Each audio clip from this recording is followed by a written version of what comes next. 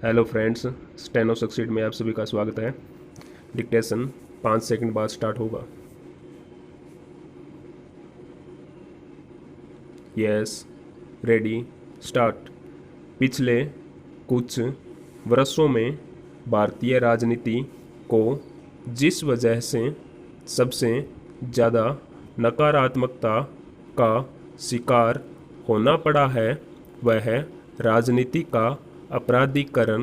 भारतीय राजनीतिक परिदृश्य में राजनीति और अपराध परस्पर इतने घुल मिल गए हैं कि इनके बीच स्पष्ट विभाजक रेखा खींचना बहुत कठिन हो गया है।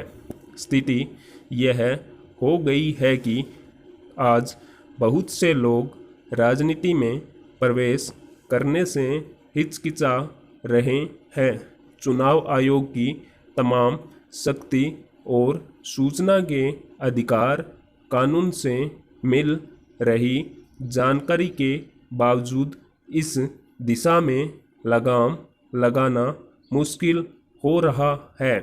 हालांकि आपराधिक मामलों में दोषी ठहराए जाने के बाद चुनाव लड़ने की पाबंदी के चलते राजनीति में अपराधी तत्वों के प्रवेश में कमी की उम्मीद की जा रही है।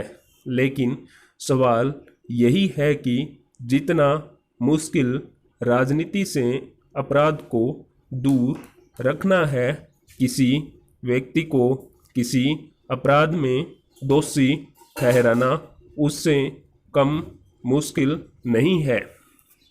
स्वतंत्रता प्राप्ति के बाद प्रथम 3 आम चुनाव तक तो ऐसा प्रतीत होता था कि भारत में स्वस्थ लोकतंत्र की स्थापना हो गई है और वह इस देश में गहरी जड़ें पकड़ता जा रहा है।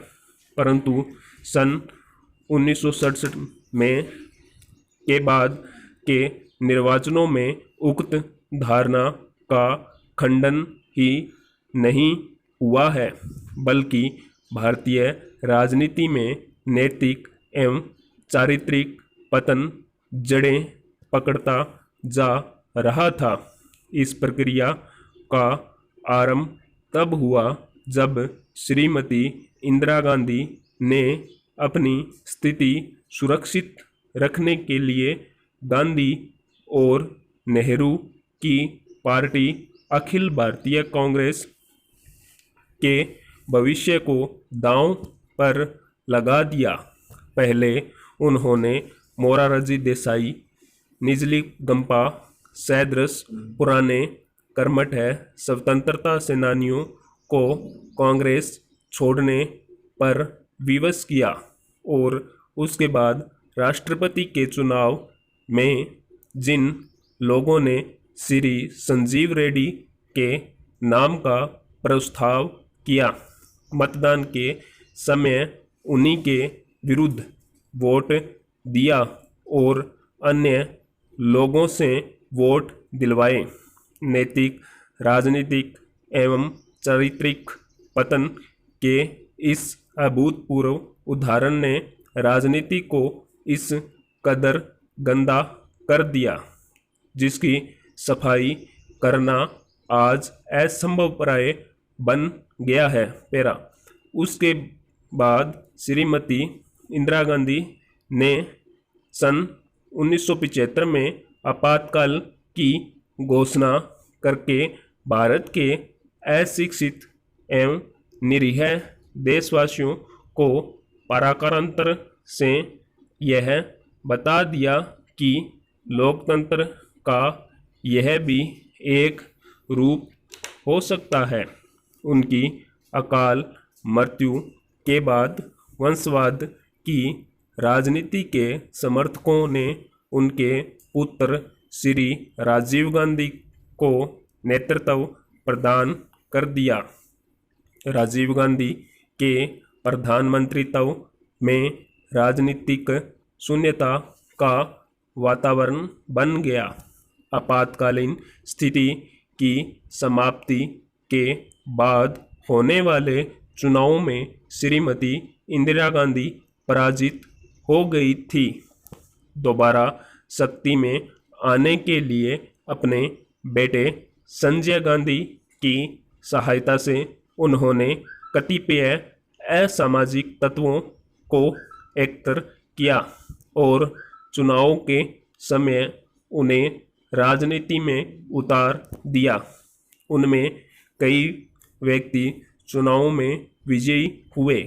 इस प्रकार अपराधियों के राजनीति में सक्रिय होने की अस्वस्थ परंपरा चल पड़ी। राजनीति में अपराधियों के आगमन की यही पृष्ठभूमि है। अपराधीकरण के सहायक के रूप में आर्थिक घोटालों की परंपरा चल पड़ी, जिनसे भारत का बच्चा बच्चा अवगत है। स्थिति यह बन गई है कि देश से बड़ा दल है और दल से बड़ा व्यक्ति का घर है, जिसको सब प्रकार भरा पूरा करना हमारे राजनेताओं का प्रथम कर्तव्य एवं जीवन की प्राथमिकता बन गई है। येन केन प्राकेरन धनोपार्जन के लिए व्यक्ति जो कुछ भी कार्य कर सकता है, वे सब हमारे देश की राजनीति के अंग बन गए हैं। पैरा दूसरी ओर मतदाता भी यह देखता है कि मैं अपना मत उस व्यक्ति को दूं जो मेरे काम का व्यक्ति हो अथवा कुर्सी पर बैठने के बाद हमारे जा बेजा काम कर सकें।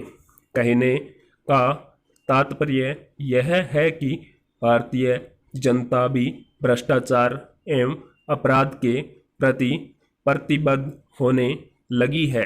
भारतीय राजनीति की पूर्व पीढ़ी का अध्येता यह भली प्रकार देख सकता है कि स्टॉप।